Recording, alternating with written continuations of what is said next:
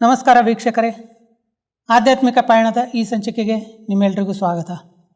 ಇವತ್ತಿನ ಈ ಪಯಣದ ಅಂಬಿಗನಾಗಿ ಗಂಗಣ್ಣವರಿದ್ದಾರೆ. ಅವರು ಸುಮಾರು 40 ವರ್ಷಗಳಿಂದ ಆಧ್ಯಾತ್ಮಿಕ ಜೀವನವನ್ನು ನಡೆಸ್ತಿದ್ದಾರೆ. ಅದರಲ್ಲೂ 30 ವರ್ಷಗಳನ್ನು ಸಂಪೂರ್ಣವಾಗಿ ಆಧ್ಯಾತ್ಮಿಕ ಜೀವನವನ್ನೇ ನಡೆಸ್ತಾ ಆಧ್ಯಾತ್ಮಿಕತೆಗೆ ಮುಡುಪಾಗಿಟ್ಟಿದ್ದಾರೆ. ಅವರ ಈ 40 ವರ್ಷಗಳ ಅನುಭವಗಳನ್ನು ನಮ್ಮ ಜೊತೆ ಹಂಚ್ಕೊಳ್ಳೋರಿದ್ದಾರೆ. ಬನ್ನಿ ಅವರನ್ನು ಈ ಕಾರ್ಯಕ್ರಮಕ್ಕೆ ಸ್ವಾಗತ ಮಾಡೋಣ. ಗಂಗಣ್ಣವರೇ, ನಿಮಗೆ ಈ ಕಾರ್ಯಕ್ರಮಕ್ಕೆ ಸ್ವಾಗತ. ಗಂಗಣ್ಣವರೇ, ನೀವು 40 ವರ್ಷಗಳಿಂದ ಆಧ್ಯಾತ್ಮಿಕ ಜೀವನವನ್ನು ನಡೆಸ್ತಾ ಇದ್ದೀರಿ. ನೀವು ಆಧ್ಯಾತ್ಮಿಕ ಜೀವನವನ್ನು ಯಾವ ಸಂಸ್ಥೆಯ ಜೊತೆ ಅಥವಾ ಯಾವ ಸಂಸ್ಥೆಯಲ್ಲಿ ಜೀವನ ನಡೆಸ್ತಾ ಇದ್ದೀರಿ? ನಾವು ಈ ಒಂದು ಆಧ್ಯಾತ್ಮಿಕ ಜೀವನವನ್ನು ಪ್ರಜಾಪಿತ ಬ್ರಹ್ಮಕುಮಾರಿ ಈಶ್ವರಿ ವಿಶ್ವವಿದ್ಯಾಲಯ ಈ ಸಂಸ್ಥೆ ಕಡೆಯಿಂದ ನಾವು ನಡೆಸ್ತಾ ಇದ್ದೀವಿ. ನೀವು ಈ ಸಂಸ್ಥೆಗೆ ಅಥವಾ ಈ ಸಂಸ್ಥೆಯ ಜೊತೆ ಈ ಸಂಸ್ಥೆಯ ಜ್ಞಾನ ಹೇಗೆ ತೊಗೊಂಡ್ರಿ? ಅಂದರೆ ಈ ಸಂಸ್ಥೆಗೆ ಮೊದಲು ನಮ್ಮ ತಾಯಿ ಬರ್ತಾಯಿದ್ರು. ಅಂದರೆ ನಮ್ಮ ತಾಯಿ ಅಂದರೆ ನಮ್ಮದು ಒಂದು ಹಳ್ಳಿಯೇ ಬರುತ್ತೆ, ಒಂದು ತಾಲೂಕಿಂದ. ಸೊ ಹಳ್ಳಿಯಲ್ಲಿ ನಮ್ಮ ತಾಯಿ ಬಂದು ಹಿಂಗೆ ಶಿವರಾತ್ರಿ ದಿನ ಸೊ ಅಲ್ಲಿ ಅಕ್ಕಂದಿರುಗಳು ನಮಗೆ ನಮ್ಮ ತಾಯಿಗೆ ವಿಚಾರ ತಿಳಿಸಂಗೆ ಶಿವ ಬರ್ತಾನೆ, ಸೊ ಎಲ್ಲ ಬನ್ನಿ ಅಂತ ಕರೆದಿದ್ರು. ಅದು ನಮ್ಮ ತಾಯಿ ನಂಗೆ ಬಂದು ಶಿವ ಬಂತಾನೆ ಅಂತ ಹೇಳಿದ ತಕ್ಷಣ ನನಗೇನೋ ಒಂದು ರೋಮಾಂಚನ ಆಯಿತು. ಸೊ ಹೋಗಬೇಕು, ಶಿವನ ನೋಡಬೇಕು, ಶಿವ ಬರ್ತಾನೆ, ಶಿವರಾತ್ರಿ ಅಂತೆ, ಹೋಗಬೇಕು ಅಂತ ನಾವು ನಮ್ಮ ತಾಯಿ ಜೊತೆ ಹೋದವು. ನೀವು ನಿಮ್ಮ ತಾಯಿ ಜೊತೆ ಹೋಗ್ಲಿ ಶುರು ಮಾಡೋದು. ಆಗಿನ ನಮಗೆ ಒಂದು 7-8 ವರ್ಷ ಅಷ್ಟೇ, ಚಿಕ್ಕ ವಯಸ್ಸು, 5ನೇ-6ನೇ ಕ್ಲಾಸ್ ಓದ್ತಾ ಇದ್ದಾಗ. 5-6ನೇ ಕ್ಲಾಸ್ಗೆ ನೀವು ಈ ಆಧ್ಯಾತ್ಮಿಕ ಜೀವನ ಕಡೆ ಅಷ್ಟು ಒಲವಿತ್ತು ನನಗೆ. ಶಿವ ಅಂದರೆ ಸೊ ನೋಡಬೇಕು, ಕಣ್ಣಿಂದ ನೋಡಬೇಕು, ನೀವು ಶಕ್ತಿ ಪಡ್ಕೊಳ್ಬೇಕು, ಏನಾದರೂ ನೀನು ಪಡ್ಕೊಳ್ಬೇಕು. ಇಡೀ ಜಗತ್ತಿನಲ್ಲಿ ಇವತ್ತು ಭಗವಂತನಿಗೋಸ್ಕರ ಹುಡುಕ್ತಾ ಇದೆ, ಭಗವಂತನೇ ಬಂದಿದ್ದೇನೆ ಅಂದಮೇಲೆ ಸೊ ನಾವು ನೋಡಿದ್ರೆ ನಮಗೆಷ್ಟು ಆನಂದ ಆಗುತ್ತೆ, ಖುಷಿ ಆಗುತ್ತೆ, ಶಕ್ತಿ ಸಿಗುತ್ತೆ ಅನ್ನೋ ಒಂದು ಏನೋ ಒಂದು ಒಲವು ನನ್ನನ್ನು ಎಳಿತಾ ಇತ್ತು ಆ ಕಾರ್ಯ. ಅಂದರೆ ನಿಮ್ಮ ತಾಯಿ ನೀವು ಒಟ್ಟಿಗೆ ಈ ಜ್ಞಾನ ತೊಗೊಂಡು ಜೊತೆಯಲ್ಲೇ ತೊಗೊಂಡು. ನೀವು ಜ್ಞಾನ ಎಲ್ಲಿ ತೊಗೊಂಡಿದ್ದು ಅಥವಾ ನಿಮಗೆ ಸೇವಾ ಕೇಂದ್ರದಲ್ಲಿ? ನಮಗೆ ಜ್ಞಾನ ಅಂದರೆ ಅದೇ ಮೈಸೂರು ಜಿಲ್ಲೆ ಮಂಡ್ಯ ಡಿಸ್ಟಿಕ್ ಅಂತ ಇದೆ. ಮಂಡ್ಯ ಡಿಸ್ಟಿಕಲ್ಲಿ ನಾಮಂಗಲ ತಾಲೂಕು ಅಂತಿದೆ. ನಮ್ಮ ನಾಮಂಗಲ ತಾಲೂಕಿಂದ ಒಂದು 2 ಕಿಲೋಮೀಟರ್ ಒಂದು ಹಳ್ಳಿ BM ಕೊಪ್ಪಲ್ ಅಂತ ಇದೆ. ಅಲ್ಲೇ ಸೇವಾ ಕೇಂದ್ರ ಇದೆ. ಅಲ್ಲಿ ನಾಗಮಂಗಲದಲ್ಲಿ ಸೇವಾ ಕೇಂದ್ರ ಇದೆ. ಸೊ ನಾವು ಅಲ್ಲಿ ತಗೊಂಡು ನಾಗಮಂಗಲಕ್ಕೆ ತಗೊಂಡು ಜ್ಞಾನ ತಗೊಂಡು. ನೀವು ಈ ಜ್ಞಾನ ತೊಗೋಬೇಕಾದ್ರೆ ಅವರು ಸ್ಟಾರ್ಟಿಂಗಲ್ಲಿ ನಿಮಗೆ ಜ್ಞಾನ ನಿಮಗೆ ತಿಳಿಸ್ತಾ ಇರಬೇಕಾದ್ರೆ ನಿಮಗೆ ಏನು ಅನ್ನಿಸ್ತು ಆ ಜ್ಞಾನ ಕೇಳಿ? ಟೋಟಲ್ ನಾವು ಚಿಕ್ಕವನಾಗಿರೋದ್ರಿಂದ ಅವ್ರು ಏನು ಹೇಳಿದ್ರು ಸೈಲೆಂಟಾಗಿ ಕೂತ್ಕೋಬೇಕು, ಕೇಳಬೇಕು. ನನಗೆ ಶಿವಶಕ್ತಿ ಕೊಡ್ತಾನೆ, ಒಳ್ಳೇದು ಮಾಡ್ತಾನೆ ಅನ್ನೋ ಒಂದು ಭಾವನೆ ನನಗೆ ಎಳಿತಾ ಇತ್ತು. ಒಂದು ದಿವಸ ಮಿಸ್ ಮಾಡೋಕ್ಕಾಗ್ತಾರಲ್ಲ, ಅಮ್ಮನ ಜೊತೆ ಹೋಗ್ಬೇಕು ನಾನು. ಬಟ್ ನನಗೆ ಅಂತ ಕೋರ್ಸುವಂತ ಆಗಲಿಲ್ಲ. ಆದರೆ ನನಗಲ್ಲಿ ಭೋಗ ಇತ್ಯಾದಿ, ಅಕ್ಕಂದಿರೋ ಒಂದು ಪ್ರೀತಿ, ಸ್ನೇಹ, ಒಂದು ಪಾಲನೆ, ಸೊ ಇದು ನನ್ನ ಹಿಡಿದಿಡ್ತು. ಇಲ್ಲ ಇರೋದು ಈಗ ಒಂದು ಇದಲ್ಲಿ ನಡಿಬೇಕು ನಾನು, ಇದು ತುಂಬ ಒಳ್ಳೆಯ ಜ್ಞಾನ, ಭವಿಷ್ಯದಲ್ಲಿ ಮಾಡ್ಕೊಳ್ಳೋದು ಬೇಕಾದಷ್ಟು ಇದೆ ಇದರಲ್ಲಿ ಅನ್ನೊಂದು ಹೇಳ್ತಾ ಅವತ್ತಿಂದೇ ಶುರುವಾಯಿತು ನನಗೆ. ಆಗಲಿಂದ ನಾನು ಅವತ್ತಿಂದನೇ ನಾನು ಬಾಬರಮನೆ ಸೇವೆ ಮಾಡಲಿಕ್ಕೆ, ಪರಮಾತ್ಮನ ಸೇವೆ ಮಾಡಲಿಕ್ಕೆ ತನ್ನ ಮನದಾನ, ಸೊ ಅವತ್ತಿಂದಲೇ ಸ್ಟಾರ್ಟ್ ಮಾಡಿದೆ. ಅಂದರೆ ನೀವು ಸ್ಕೂಲ್ಗೆ ಹೋಗ್ತಾನೆ ಚಿಕ್ಕ ವಯಸ್ಸಿಗೆ ನಾವು ಕ್ಲಾಸ್ ಮುಗಿತಾ ಇದ್ದಂಗೆ ಅಲ್ಲೇ ಹೋಗ್ತಿದ್ದೋ. ಮಧ್ಯಾಹ್ನ ಹೋದ್ರೆ ಅಕ್ಕೋರು ಭೋಗ ಕೊಡೋರು, ನಾವು ಊಟ ತೊಗೊಂಡು ಹೋಗ್ತಿದ್ದೋ. ಅಲ್ಲೇ ಯೋಗ ಮಾಡ್ಕೊಂಡು 10 ನಿಮಿಷ ಏನು ಅಲ್ಲಿ ಓದೋಷ್ಟು ನಮಗೆ ಚೆನ್ನಾಗಿ ಓದ್ತೀವಿ, ಒಳ್ಳೆ ಮಾರ್ಕ್ಸ್ ಬರ್ತದೆ, ಭಗವಂತ ಒಳ್ಳೇದು ಮಾಡ್ತಾನೆ ಅನ್ನೋ ಒಂದು ನಮಗೆ ಅದ್ರ ಮೇಲೆ ಒಂದು ಕಾನ್ಫಿಡೆನ್ಸ್. ಭಗವಂತ ನಿಮಗೆ ಒಳ್ಳೆ ಮಾರ್ಕ್ಸ್ ಕೊಟ್ಟರೆ? ಒಳ್ಳೆ ಮಾರ್ಕ್ಸ್ ಕೊಟ್ಟೆ. ನಾವು ಸುಮಾರು PUC ಸೆಕೆಂಡ್ವರೆಗೂ ಓದೋ ಅಲ್ಲೇ ಹತ್ರನೇ ಹೋಗ್ತಾಯಿದ್ದು. ಸ್ಕೂಲು ಅಲ್ಲೇ ಇತ್ತು, ಆಶ್ರಮನೂ ಆ ಕಡೆನೇ ಇರ್ತಿತ್ತು. ತುಂಬ ಚೆನ್ನಾಗಿ ಒಳ್ಳೆ ಮಾರ್ಕ್ಸ್ನ ಹಳ್ಳಿಲಿ ಓದ್ತಾ ಇರೋದ್ರಿಂದ ಹಳ್ಳಿಲಿ ಎಂಕರೇಜ್ ಇಲ್ಲ ಓದಲಿಕ್ಕೆ. ಆದರೂ ಇದೊಂದು ಪರಮಾತ್ಮನ ಒಂದು ನಾಲೆಡ್ಜು, ಈ ವಿಚಾರ ಸಾತ್ವಿಕತೆ ಇರೋದ್ರಿಂದ ಸೊ ನಾನು ಓದಲಿಕ್ಕೆ ತುಂಬ ಎಂಕರೇಜ್ ಆಯಿತು ನನಗೆ. ನಿಮಗೆ ಸ್ಟಾರ್ಟಿಂಗಲ್ಲಿ ಅಷ್ಟು ಚಿಕ್ಕ ವಯಸ್ಸು, ಸೆಂಟ್ರಿಗೆ ಹೋಗ್ತಿದ್ರಿ, ಅಲ್ಲಿ ಇರೋವಂಥ ನಿಮಿತ್ತ ಯಾರು ಅಕ್ಕಂದ್ರೆ ಇದ್ದರು ಸೇವಾ ಕೇಂದ್ರದಲ್ಲಿ, ಅವ್ರ ಪ್ರೀತಿ ಪಾಲನೆ ಯಾವ ಥರ ಕೊಡ್ತಿದ್ರು? ನಿಮ್ಗೆ ಯಾವ ಥರ ಇಷ್ಟ ಆಗ್ತದೆ? ನನಗೆ ತುಂಬ ಅದು ಮಾತಾಡ್ಸಿದ್ರೆ ಸಾಕು. ಅಕ್ಕಂದ್ರುಗಳು ಏನೋ ಒಂದು ಪರಿಸ್ಥಿತಿಗಳು, ದೇವತೆಗಳೇ ಒಂದು ಮಾತಾಡಿಸ್ತಾರೆ, ಆಶೀರ್ವಾದ ಕೊಡ್ತಾರೆ. ಅವ್ರ ಹತ್ರ ನಿಂತ್ಕೊಳ್ಳೋದು, ಮಾತಾಡೋದು ಅಂದರೆ ನಮಗೇನೋ ಒಂದು ಖುಷಿ, ಆನಂದ ಆಗೋದು. ಆಶ್ರಮಕ್ಕೆ ಹೋಗೋದೇ ಒಂದು ದೊಡ್ಡದು. ಅಲ್ಲಿಗೆ ಆಶ್ರಮಕ್ಕೆ ಹೋದರೆ ಸಾಕು, ನಮ್ಮದು ಟೋಟಲ್ ಮೈಂಡ್ ಸೆಟ್ಟೇ ಚೇಂಜ್ ಆಗ್ಬಿಡೋದು. ಇನ್ನೂ ಕೂತ್ಕೊಳ್ಬೇಕು, ಯೋಗ ಮಾಡಬೇಕು, ಅಕ್ಕಂದ್ರೆ ಮಾತಾಡ್ಸಿದ್ರೆ ಒಂದು ಶಕ್ತಿ ಸಿಗೋದು ನಮಗೆ. ನಿಮ್ಮ ಮನೇಲಿ ಮತ್ತೆ ಬೇರೆ ಯಾರ್ಯಾರು ಇದ್ರಿ ಆ ಟೈಮಲ್ಲಿ? ಆ ಸಮಯದಲ್ಲಿ ನಾನು ನಮ್ಮ ಅಮ್ಮ ಇಬ್ಬರೇ ಮೇಯ್ನ್ ಹೋಗ್ತಿದ್ದು. ಇನ್ನು ಪೂರ್ಣ ನನ್ನ ಸಹೋದರರು ಕೂಡ ಬರ್ತಿದ್ರು, ಆದರೆ ನನ್ನಷ್ಟು ಅವ್ರಿಗೆ ನಿಶ್ಚಯ ಇರಲಿಲ್ಲ. ಸುಮ್ಮನೆ ಭೋಗ ವಾರಕ್ಕೊಂದ್ಸರಿ ಬರೋದು, ಅಮ್ಮನ ಜೊತೆ ಏನಾದ್ರು ಭೋಗ ತಂದು ಬರೋದು ಅಷ್ಟೇ. ಬಾಕಿ ಅವ್ರು ನಿಮ್ಗೆ ಯಾರು ಏನು ಹೇಳೋಕ್ಕೆ ಸಾಧ್ಯನೂ ಇಲ್ಲ? ಏನು ಹೇಳೋಕ್ಕೆ ಸಾಧ್ಯ? ಮನೇಲಿ ತಂದೆ ಬಂಧನ ಮಾಡ್ತಿದ್ರು. ತಂದೆ ಬಂಧನ ಮಾಡ್ತಿದ್ರು. ತಂದೆ ಯಾಕೆ ಬಂಧನ ಮಾಡ್ತಿದ್ರು ಅಂದರೆ ಹೋಗಿ ಆಶ್ರಮ ಸೇರ್ಕೊಂಡ್ಬಿಡ್ತಾನೆ ಮಗ, ಏನಾಗ್ತಾನೋ ಎತ್ತೋ, ಈ ವಯಸ್ಸಿಗೆ ಹೋಗ್ತಾ ಇದ್ದಾನೆ, ಓದೋದು ಬಿಟ್ಟು ಏನೇನೋ ಅವರಲ್ಲಿ ಇತ್ತು ಪಾಪ. ಅದನ್ನು ನಾವು ಅವ್ರಿಗೆ ಮನಸ್ಸು ಗೆಲ್ಲಕ್ಕೋಸ್ಕರ ತುಂಬ ಕೆಲಸ ಮಾಡೋದು, ಚೆನ್ನಾಗಿ ಓದ್ಕೊಳ್ಳೋದು, ಬೇಗ ಅದೆಲ್ಲ ಕೆಲಸ ಮುಗಿಸಿ ಓಡೋದು ಆಶ್ರಮಕ್ಕೆ, ಅದನ್ನು ಮಾಡ್ತಾರೆ. ಅವ್ರಿಗೂ ಕೂಡ ಸಂತುಷ್ಟಪಡಿಸ್ಬೇಕಲ್ಲ. ಆದರೂ ಅವ್ರ ಮನಸ್ಸಲ್ಲಿ ಇರ್ತಿತ್ತು, ಏನಕ್ಕೆ ಹೋಗ್ತಾರೆ. ತಂದೆ ತಾಯಿ ಅಂದಮೇಲೆ ಅದು ಮನಸ್ಸಲ್ಲಿ ಆಳಕ್ಕಿದ್ದೇ ಇರುತ್ತೆ. ಸನ್ಯಾಸಿಯಾಗಿ ಹೋಗ್ಬಿಡ್ತಾನೆ, ಮನೆ ಮಠ ಬಿಟ್ಟು ಹೋಗ್ಬಿಡ್ತಾನೆ. ಯಾಕಂದರೆ ಯಾವುದೇ ತಂದೆ ತಾಯಿ ಇರಲಿ ಅವ್ರಿಗೆ ಆಸೆ ಇರುತ್ತೆ, ನನ್ನ ಮಗ ಮದುವೆಯಾಗಿ ಸಂಸಾರಸ್ಥ ಆಗಿ ಜೀವನ ನಡೆಸಲಿ, ಖುಷಿಯಾಗಿರಲಿ, ಲೌಕಿಕ ಜಗತ್ತಲ್ಲಿ ಇರಲಿ ಅಂತ ಒಂದು ಆಸೆ ಇತ್ತು. ಆದರೂ ಅವತ್ತು ಸ್ವಲ್ಪ ದಿನಗಳಂತರ ಒಂದು 2-3 ವರ್ಷ ಆದಮೇಲೆ ಅವರು ಚೇಂಜ್ ಆದರು. ಅವರು ನಂದ ಮತ್ತು ನಮ್ಮ ಅಣ್ಣ ತಂದರು ಇದೆಲ್ಲ ಹ್ಯಾಬಿಟ್ ನೋಡಿದ್ರು, ನಾವು ಕೂಡ ಅವ್ರಿಗೆ ತಂದೆ ಗೌರವ ಎಲ್ಲ ನೋಡಿದ್ರಲ್ಲ, ಅವರು ಒಂದು 3-4 ವರ್ಷದಲ್ಲಿ ಚೇಂಜ್ ಆದರು. ನಿಮ್ಮ ತಾಯಿಗೆ ಓಕೆನೋ ಅವ್ರಿಗೂ ಬಂಧನ ಮಾಡ್ತಿದ್ರು. ನಮ್ದೆಲ್ಲ ದೊಡ್ಡ ಪರಿವಾರ, 20 ಜನ ಫ್ಯಾಮಿಲಿ, ನಮ್ಮ ದೊಡ್ಡ ಸಿಗತ್ತಿರಲ್ಲ, ಅಷ್ಟು ದೊಡ್ಡ ಆ ದೊಡ್ಡ ಫ್ಯಾಮಿಲಿಲಿ ನಮ್ಮ ತಾಯಿನೇ ಇವರೆಲ್ಲ ಏನೇನೋ ಮಾಡ್ತಾರೆ, ಸಪ್ರೇಟ್ ಅಡುಗೆ ಮಾಡಿ ಪರಮಾತ್ಮಗೆ ಭೋಗ ಇಟ್ಟು ಸ್ವೀಕಾರ ಮಾಡಿಸ್ತಿದ್ರು. ಹೀಗೆ ನಮ್ಮ ತಂದೆ ನಾವು ಮಧ್ಯಾಹ್ನ ರಾತ್ರಿ ಬರೋದು ಲೇಟ್ ಆಯಿತು, ಆಶ್ರಮದೇನೋ ಪ್ರೋಗ್ರಾಮ್ ಇತ್ತು, ರಾತ್ರಿ 9 ಗಂಟೆಗೆ ಬಂದು ಅಡುಗೆ ಮಾಡಿ ಊಟ ಮಾಡ್ತಾ ಹಿಂಗೆ ಕುಳಿತಿದ್ದೀವಿ. ನಮ್ಮ ತಂದೆ ಇಬ್ಬರಿಗೂ ಒಂದೊಂದು ಹೊಡೆದ್ರು. ನಾವು ಏನೂ ಮಾಡಲಿಲ್ಲ, ಇನ್ನೂ ಖುಷಿಯಿಂದ ಇದು ಕುಳಿತುಕೊಂಡು ಅದು ಏನು ಹೇಳುವಲ್ಲ ಅಂತ ಊಟ ಮಾಡ್ತಿದ್ವಿ. ಅಷ್ಟೆಲ್ಲ ತೊಂದರೆ ಕೊಟ್ಟರು ನಾವು ಅವ್ರ ಬಗ್ಗೆ ನೆಗೆಟಿವ್ ಮಾಡ್ತಿಲ್ಲ, ಭಯ ಏನು ಕೆಲಸ ಮಾಡೋಣ, ಏನು ಅವ್ರಿಗೆ ಗೊತ್ತಿಲ್ಲ. ಆದರೂ ನೀವು ಅಷ್ಟು ಚಿಕ್ಕ ವಯಸ್ಸಲ್ಲಿ ನಿಮ್ಮ ತಂದೆ ಆ ರೀತಿ ಬಂಧನ ಹಾಕಿ ಹೊಡೆದ್ರೂ ಸಹ ನೀವು ಈ ಜ್ಞಾನ ಬಿಡಲಿಲ್ಲ. ಯಾಕೆಂದ್ರೆ ನನಗೆ 99 ಭಾಗ ಈ ಕಡೆ ಆಶ್ರಮ ಇತ್ತು, ಸೆಳೆತಾ ಇತ್ತು. ಇಲ್ಲ ನಾನು ಆಶ್ರಮಕ್ಕೆ ಸೇರಿ ನೋಡಿದ್ನಲ್ಲ ಅಕ್ಕಂದಿರುಗಳೆಲ್ಲ, ಅಣ್ಣಂದಿರನ್ನೆಲ್ಲ. ಸೊ ನಾನು ಆಗಬೇಕು, ನಾನು ಪೂರ್ಣ ಪ್ರಮಾಣದಲ್ಲಿ ಪರಮಾತ್ಮನ ಸೇವೆಗೆ, ಯಜ್ಞ ಸೇವೆಗೆ, ಆಶ್ರಮದ ಸೇವೆ ನಿಮಿತ್ತ ಆಗಬೇಕು. ಅನೇಕರ ಒಂದು ಅಶಾಂತಿ ದೂರ ಮಾಡಲಿಕ್ಕೆ, ದುಃಖ ದೂರ ಮಾಡಲಿಕ್ಕೆ ಅವ್ರಿಗೆಲ್ಲ ನನ್ನ ಪ್ರೇರಣೆ ಆಗಬೇಕು, ನಾನೊಂದು ಆದರ್ಶ ಆಗಬೇಕು, ಪೂರ್ಣ ಪರಮಾತ್ಮನ ಶಕ್ತಿ ಪಡ್ಕೊಳ್ಬೇಕು. ಈಗೆಲ್ಲ ಇನ್ನೆಲ್ಲ ನೋಡ್ತಾ ಇನ್ನು ದೊಡ್ಡ ದೊಡ್ಡ ಅಕ್ಕಂದಿರುಗಳನ್ನ, ಅಣ್ಣಂದಿರುಗಳನ್ನ. ಸೊ ನಾನು ಅವ್ರ ಥರ ಆಗಬೇಕು ಅನ್ನೋ ಒಂದು ಒಳಗಡೆ ನನಗೆ ಎಳಿತಾ ಇತ್ತು. ನೀವು ಅಣ್ಣಂದ್ರ ಅಕ್ಕಂದ್ರನ್ನೆಲ್ಲ ನೋಡ್ತಿದ್ದೆ ಅಂದರೆ ಅವರೆಲ್ಲ ಏನೇನು ವಿಶೇಷತೆ ನೋಡ್ತಿದ್ರಿ, ನಿಮಗೇನು ಅನಿಸ್ತು? ಅಂದರೆ ಅವ್ರು ನೋಡಿದ ತಕ್ಷಣ ಅವ್ರು ಮಾತಾಡೋ ಮಾತು ಪ್ರೀತಿಯಿಂದ ಮಧುರವಾಗಿ, ಯಾವಾಗಲೂ ಅವ್ರು ಪಾಸಿಟಿವ್ ಆಗಿ ಮಾತಾಡೋರು. ಯಾರ ಬಗ್ಗೆ ಏನು ಹೇಳಿದ್ರು ಅವ್ರಿಗೂ ಕೂಡ ಪಾಸಿಟಿವ್ ಮಾಡಿ ಅನ್ನೋರು. ಇವತ್ತೆಲ್ಲ ಅವರು ಚೇಂಜ್ ಆಗ್ತಾರೆ, ಬರ್ತಾರೆ ಅಂತ ಹೇಳೋರು. ಹೋದಾಗ ನಮಗೇನೋ ಖುಷಿ ಆಗೋದು, ಯೋಗ ಮಾಡಿದ ತಕ್ಷಣ ಏನೋ ಒಂದು ಶಕ್ತಿ ನಮಗೆ ಅನುಭವ ಆಗೋದು. ನಮಗೆ ಆ ಒಂದು ಎಳ್ತಾ ಇತ್ತು, ನಮಗೆ ಆಶ್ರಮ ಹೋಗಬೇಕು ಅಂತ. ನಿಮ್ಮ ಸ್ಕೂಲಲ್ಲಿ ಆ ಚಿಕ್ಕ ವಯಸ್ಸಲ್ಲಿ ನಿಮ್ಮ ಜೊತೆಗಾರರು, ನಿಮ್ಮ ಹುಡುಗರು ಆಟ ಆಡ್ಬೇಕಾರೆ ಅವರೇನು ನಿಮಗೆ ಆಡ್ಕೊಳ್ತಿದ್ರು. ಏನು ಈ ವಯಸ್ಸಲ್ಲಿ ಆಶ್ರಮಕ್ಕೆ ಅದೆಲ್ಲ ಹೇಳ್ತಿದ್ರು, ಹೋಗುವಾಗ ಆಶ್ರಮ ಕೂತ್ಕೋತಿಲ್ಲಪ್ಪ ಅಲ್ಲೇನು ಹೇಳ್ಕೊಟ್ಟು. ನಾನು ಪ್ರೀತಿಯಿಂದ ಹೇಳ್ತಾ ಇದ್ದಿಲ್ಲ, ತುಂಬ ಒಳ್ಳೆಯ ನಾಡಿಜ್ ಹೇಳ್ಕೊಡ್ತಾರೆ, ನಮ್ಮ ಮನಸ್ಸು ಆಗುತ್ತೆ. ಅವ್ರು ನೋಡ್ತಾ ಇದ್ರಲ್ಲ ನಾನು ಮಾರ್ಕ್ಸ್ ತೊಗೊಳ್ತಿದ್ದು, ನಾನು ಮಾತಾಡೋ ರೀತಿ. ಸೊ ಅವ್ರು ಕೆಲವರೆಲ್ಲ ಒಂದು 7-8 ಜನ ನನಗೆ ಸಪೋರ್ಟ್ ಮಾಡೋರು. ಅವರು ವಾರಕ್ಕೆ ಮಧ್ಯಾಹ್ನ ಪ್ರೋಗ್ರಾಮ್ ಇದೆ ಕರ್ಕೊಂಡು ಹೋಗ್ತಿದ್ದೆ, ಅವರು ಖುಷಿ ಆಗೋದು. ಹಂಗಾಗಿ ಮಧ್ಯ ಕೆಲವರು ಈಗಲೂ ಇದ್ದಾರೆ ನನ್ನ ಇದಲ್ಲಿ ಬಂದರೆ ಒಂದು 5-6 ಜನ ನನಗೆ ಲಿಂಕಲ್ಲೇ ಇದ್ದಾರೆ. ಈಗಲೂ ನಮ್ಮ ಥರನೇ ಪೂರ್ಣ ಇದು ಡೆಡಿಕೇಟ್ ಆಗಿಲ್ಲ. ಸೊ ಅವ್ರವ್ರ ಕೆಲಸ ಕಾರ್ಯ ಮಾಡ್ಕೊಂಡು ಮನೇಲಿ ಇಟ್ಕೊಂಡು ಲಿಂಕ್ ಸಂಪರ್ಕದಲ್ಲಿದ್ದಾರೆ. ಈಗಲೂ ಮಧ್ಯೆ ಫೋನ್ ಮಾಡ್ತಾರೆ. ಈಗ ಹೇಳ್ತಾರೆ ಅವರು, ನಿಮ್ಮ ಜೀವನ ನಿಜ ಸರ್ವಶ್ರೇಷ್ಠ, ನಾವು ಆಗ ನಿಮ್ಮ ಜೊತೆ ಬಂದುಬಿಟ್ಟಿದ್ರೆ ಸೊ ಇದು ಆಗ್ತಿರಲಿಲ್ಲ, ಈಗ ನಮ್ಮ ಫೀಲ್ ಮಾಡ್ತಾಯಿದ್ದೀವಿ. ಆಗ ನೀವು ಹೇಳಿದ್ರಿ, ನಾವೇನೋ ಒಂದು ಲೈಟಾಗಿ ತೊಗೊಂಬಿಟ್ಟು ಈಗ ನಮಗೆ ಅನುಭವ ಆಗ್ತಾಯಿದೆ ಅಂತ ಪಾಪ ಆಗಾಗಲೇ ಹೇಳ್ತಾರೆ. ಅವ್ರಿಗೂ ಸಮಾಧಾನ ಮಾಡಿಲ್ಲ. ಸೊ ಏನೋ ಲೆಕ್ಕಾಚಾರ ಇತ್ತು, ಆಯಿತು ಈಗಲಾದರೂ ಅಟ್ಲೀಸ್ಟ್ ಸಮಯ ಉಪಯೋಗಿಸ್ಕೊಂಡು ಪರಮಾತ್ಮ ನೆನಪು ಮಾಡಿ ನಿಮ್ಮ ಮನೆಯವ್ರನ್ನೆಲ್ಲ ಕರ್ಕೊಂಡು ಬನ್ನಿ, ಒಳ್ಳೆಯದಾಗತ್ತೆ ಅಂತ ಅವ್ರಿಗೆ ಹೇಳ್ತೀನಿ. ಆದರೂ ನಿಮ್ಮ ಜೊತೆ ಇರುವಂಥ ಚಿಕ್ಕ ಹುಡುಗರೆಲ್ಲ ಅವಾಗೆಲ್ಲ ನಿಮಗೆ ಆಡ್ಕೊಳ್ತಿರ್ತಾರೆ. ಖಂಡಿತ ಆಡ್ಕೊಳ್ತಿರ್ತಾರೆ. ನಮ್ಮ ಮನೆಗಳಲ್ಲಿ ನಮ್ಮ ದೊಡ್ಡಪ್ಪ ಚಿಕ್ಕಪ್ಪರೇ ಇದು ಮಾಡ್ತಿದ್ರಲ್ಲ, ಯಾವಾಗಾರು ಹೆಂಗೆ ಊರಿಗೆ ಹೋದರೆ ನಮ್ಮ ದೊಡ್ಡಮ್ಮ ಆಗಲಿ ಚಿಕ್ಕ ಕೈ ಮುಗಿತಾರೆ. ನಮ್ಮ ಮಕ್ಕಳಿಗೂ ಒಂಚೂರು ಹೇಳಿ, ಮೊಮ್ಮಕ್ಕಳಿಗೆ ಹೇಳಿ, ಅವ್ರಿಗೂ ಬುದ್ಧಿ ಹೇಳಿ, ಅವ್ರನ್ನೂ ಆಶ್ರಮ ಬರೋಕ್ಕೆ ಹೇಳಿ. ಇವೆಲ್ಲ ಮಕ್ಕಳಲ್ಲಿ ಕೆಟ್ಟ ಹ್ಯಾಬಿಟ್ ನೋಡ್ತಿರಲ್ಲ, ಕೇಳಿದ ಮಾತು ಕೇಳಲ್ಲ, ಯಾವಾಗಲೂ ಟಿ ವಿ ನೋಡ್ಕೊಂಡು ಕೂತ್ಕೊಳ್ಳೋದು, ಬೇರೆಯವ್ರ ಸಂಘ ಸೇರೋದು, ಬಿಡಿ ಸಿಗರೇಟ್ಸ್ ಇದೆಲ್ಲ ನೋಡ್ತಾರಲ್ವ. ಆಗ ಅವ್ರು ನಮ್ಮದೆಲ್ಲ ನೋಡ್ಬಿಟ್ಟು ನೀವು ಒಂಚೂರು ಹೇಳಿ ಅವ್ರಿಗೂ, ನಿಮ್ಮ ಆಧ್ಯಾತ್ಮಿಕ ಅವ್ರನ್ನ ಹೇಳಿರಿ.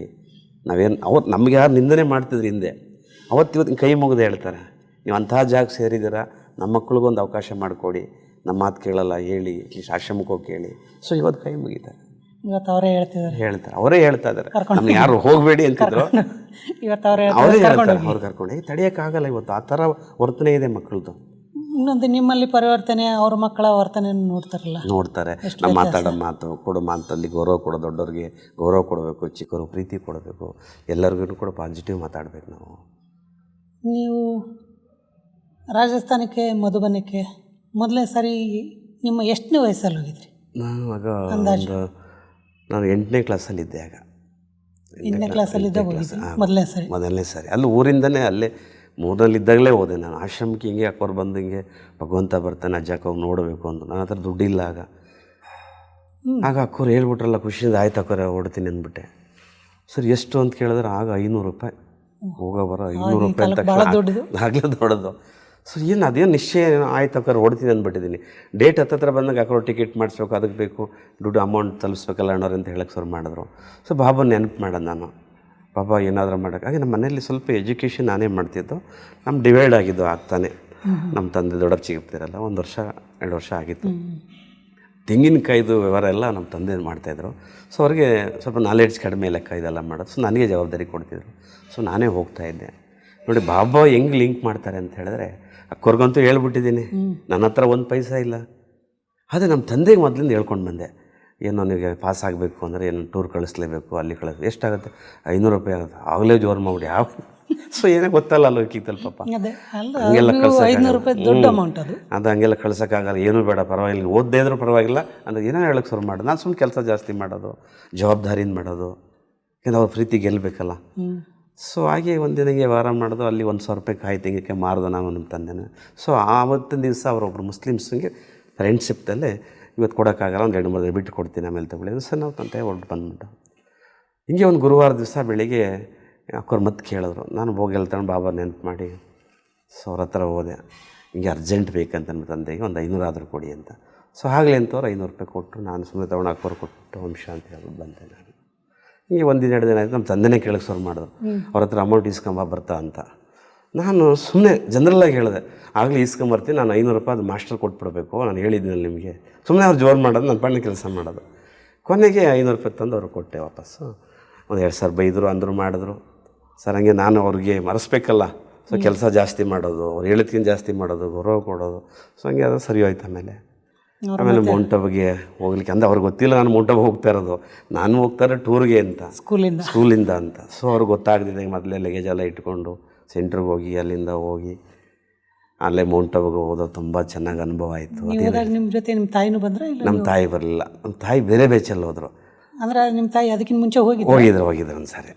ನಿಮ್ಮ ತಾಯಿಗೆ ಮುಂಚೆ ಗೊತ್ತಿರುತ್ತೆ, ಆದರೆ ಅವ್ರು ಅಲ್ಲಿ ಹೇಳಂಗಿಲ್ಲ. ಸ್ಕೂಲ್ಗೆ ಅಷ್ಟೇ ಟೂರ್ ಅಷ್ಟೇ ಹೋಗ್ತಾರೆ ಅಂತ ಹೇಳಿದರು.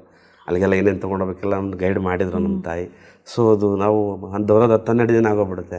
ಅದಕ್ಕೊಂದು ಏನಾರು ಹೇಳಬೇಕಲ್ಲ, ಈಗ ಹೇಳೋದು ಏನು ಬೇಡ ಅಂತ ನಾವೆಲ್ಲ ಮುಗಿಸ್ಕೊಂಡು ಬಂದಮೇಲೆ ಇನ್ನೂ 4 ದಿನ ಇದ್ದಾಗ ಅಲ್ಲಿ ಶುರು ಮಾಡೋದು. ಹೋಗಿ 5-6 ದಿನ ಅದು 8 ದಿನ ಆಯ್ತು, ಇನ್ನೂ ಬರಲಿಲ್ಲ. ನಮ್ಮ ತಾಯಿಗೆ ಬರ್ತಾನೆ ಬಿಡಿ ಅಂತ.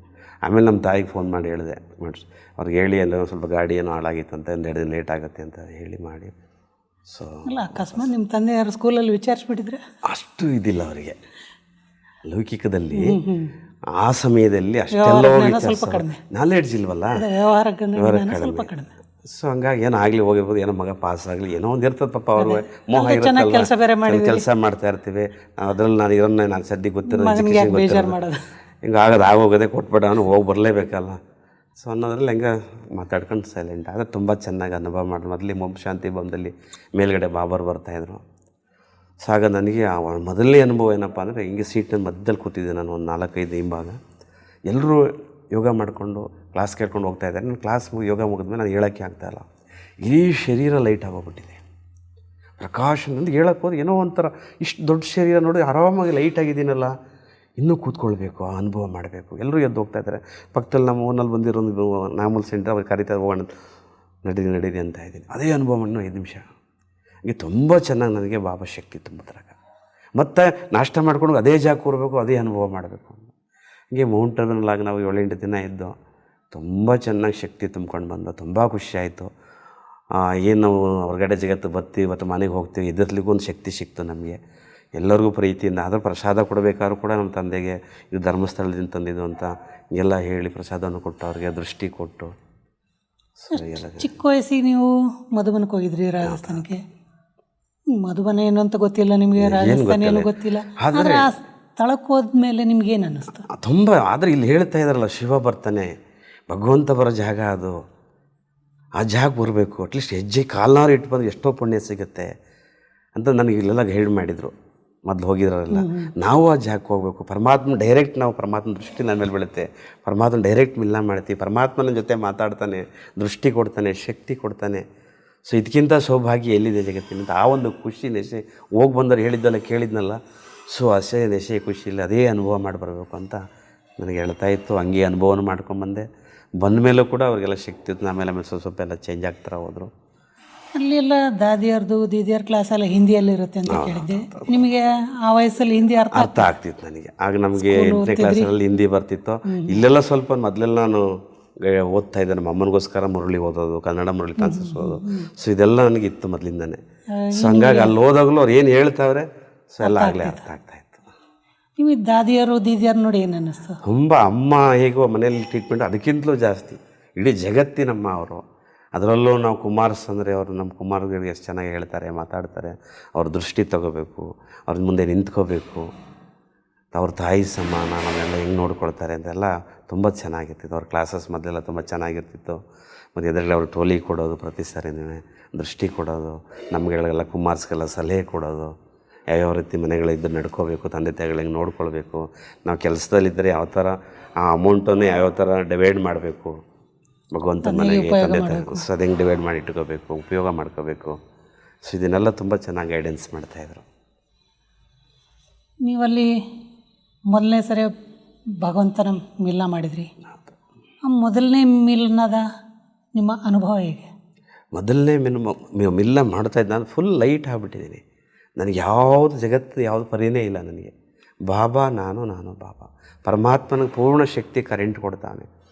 ನನಗೆ ಬೇರೆ ಯಾವ ಅಕ್ಕಪಕ್ಕ ಯಾರನ್ನ ಫ್ರೆಂಡ್ಸ್ ಯಾರು ಕೂತಿದ್ರು, ಊರ್ನವ್ರು ಕೂತಿರೋ ಬಗ್ಗೆ ನನಗಿಲ್ಲ. ಫುಲ್ ಮುಳುಗೋಗ್ಬಿಟ್ಟಿದ್ದೀನಿ. ಕಣ್ಣೀರೊಂದು ಅಷ್ಟೇ ನಂಗೆ ಬರ್ತಾ ಇರೋದು.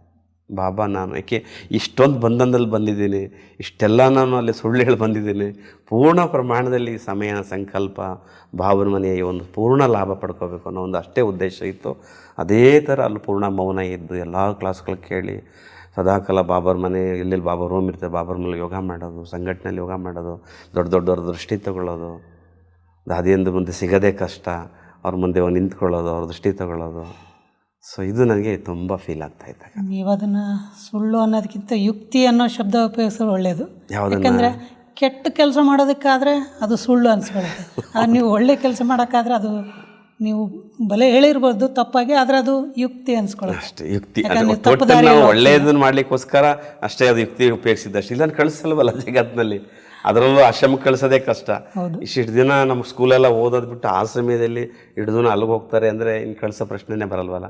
ಸೊ ಹಾಗಾಗಿ ಈ ಯುಕ್ತಿಯನ್ನು ಉಪಯೋಗಿಸೋದ್ರಿಂದ ಆ ಸಮಯದಲ್ಲೇ ಪರಮಾತ್ಮ ಮಿಲನ ಮಾಡಲಿಕ್ಕೆ 82, 83 ನೀವು ವಾಪಸ್ ಬಂದ ಮೇಲೆ ಮತ್ತೆ ನಿಮ್ಮ ತಂದೆ ಗೊತ್ತಾಗಲಿಲ್ಲ ನೀವು ಹೋಗಿದ್ದು? ಇಲ್ಲ ಗೊತ್ತಾಗಲೇ ಇಲ್ಲ. ಅದು ಹಳ್ಳಿಲಿ ನಾವೆಲ್ಲ ಆ ಸಮಯದಲ್ಲೆಲ್ಲ ಅವ್ರು ಎಲ್ಲೆಲ್ಲಿ ಹೋಗ್ತಾರೆ ಅವ್ರಿಗೇನು ಗೊತ್ತಿರಲ್ವಲ್ಲ, ಹಳ್ಳಿಗಳ ವಿಚಾರ ಥಿಂಕ್ ಮಾಡೋಕ್ಕೆ ಬರಲ್ಲ.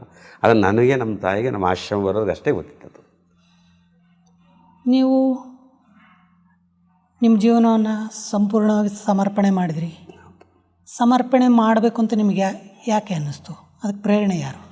ನನಗೆ ಪ್ರೇರಣೆ ಯಾರಲ್ಲಿ ನಿಮಿತ್ತ ಇದ್ರಲ್ಲ, ಬರ್ತಾಯಿದ್ರಲ್ಲ, ನಮ್ಮಲ್ಲಿ ಒಂದು ಯೋಗಪರ್ಣ ಆಗ್ಬೋದು, ಪ್ರಾಣೇಶಣ್ಣ ಆಗ್ಬೋದು, ದೊಡ್ಡ ದೊಡ್ಡ ಸರ್ವಿಸ್ಸಿಗೆ ಬರೋರು, ಅವ್ರ ಚಲನೆ ವಲನೆ ನೋಟ, ಅದು ಅವ್ರು ಕೊಡ್ತಾ ಇರುವಂಥ ಸಲಹೆಗಳು, ಪರಮಾತ್ಮ ಹೇಳ್ತಾ ಇರುವಂಥ ಈ ವರ್ತಮಾನ ಸಮಯದಲ್ಲಿ ಏನೇನು ನಡೀತಾ ಇದೆ, ಮುಂದೆ ಏನಾಗುತ್ತೆ.